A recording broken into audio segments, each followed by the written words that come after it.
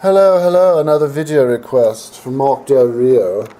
Hello, Kyle. How are you? Next video request. Can you please talk about your thoughts on the state of Washington in general? Also, what other cities have you been to besides Seattle, if any? Have a nice day. Thank you. You have a nice day as well, Mark Del Rio.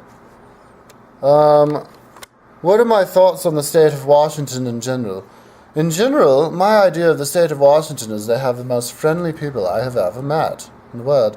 Everybody in Washington is so friendly. Even in the large city of Seattle, people are friendly. Not as friendly in Seattle as other parts of Washington, but they're super friendly in the town of Bellingham, Washington, the most northern town in all of America. It's about 1 hour south of the border with Canada. And the people there was just so friendly and outgoing. I was renting movies at the Blockbuster, and the girl there was always very friendly. Oh, hello, how are you? Oh, yes. Oh, here, take this and give me a positive review on the internet. And such as this. Even the policeman came up to me and said, oh, yes, you are just fine to camp out here in this neighborhood. But just make sure that you move the car once every 24 hours. I used to go into the library, and I could stay in the library as long as I wanted.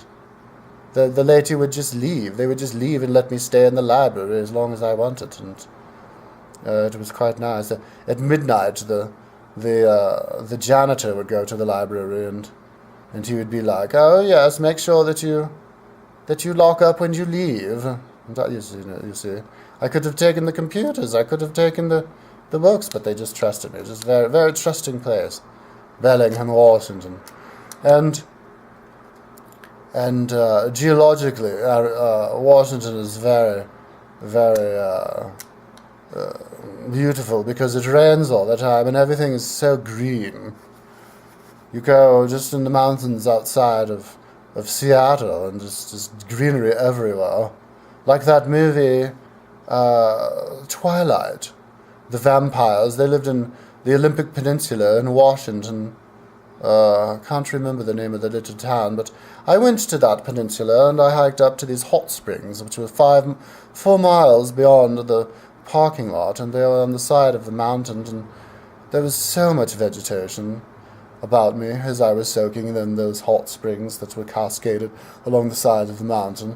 Giant trees with moss growing on the trees and bushes everywhere, and just greenery growing everywhere, and it was really quite pleasant to have everything so green.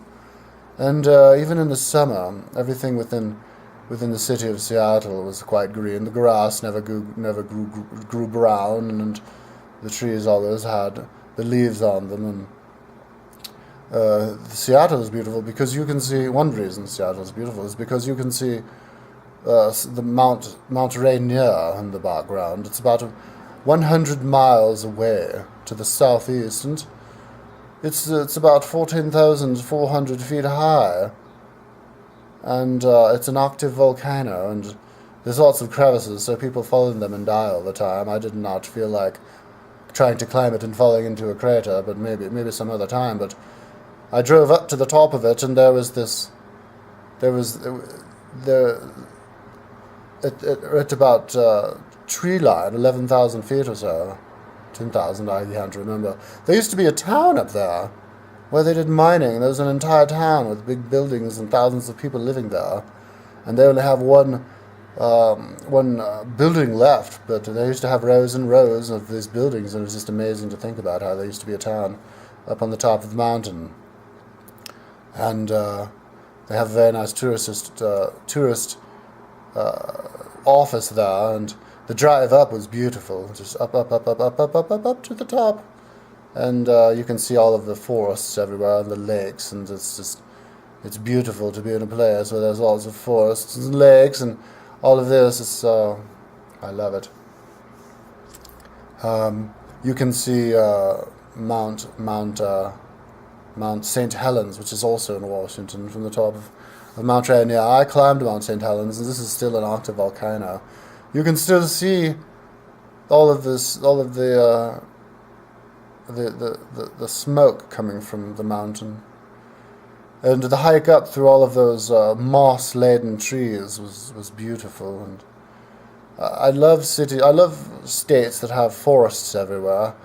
I drove along the forest from Mount St. Helens to Mount Rainier, and it was just up through the switchbacks and through the mist. There was mist, and then down through the forest and back up through the other forest, and just so many forests and hills and mountains and hot springs in Washington. There are some hot springs just outside of Seattle that I did not visit. Perhaps I should have, but I was in a rush to get home. But a lot of naturalness, a lot of nature.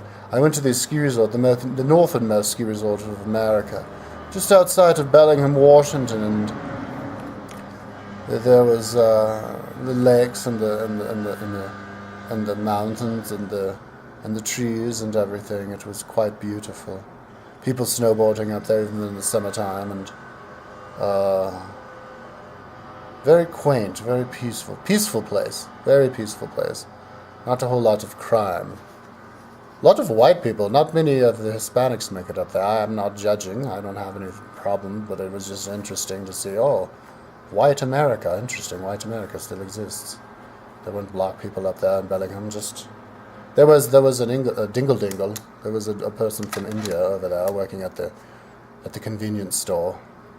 He was. They rejected him from getting into Canada, and then gave him a $400 fine for not stopping all the way at the stop sign on the Canadian side.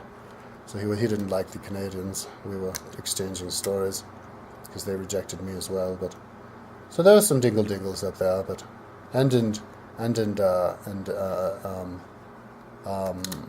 Seattle I saw some Middle Easterners, but yes, not so many Hispanics have made it so far. Maybe they don't like the cold or something.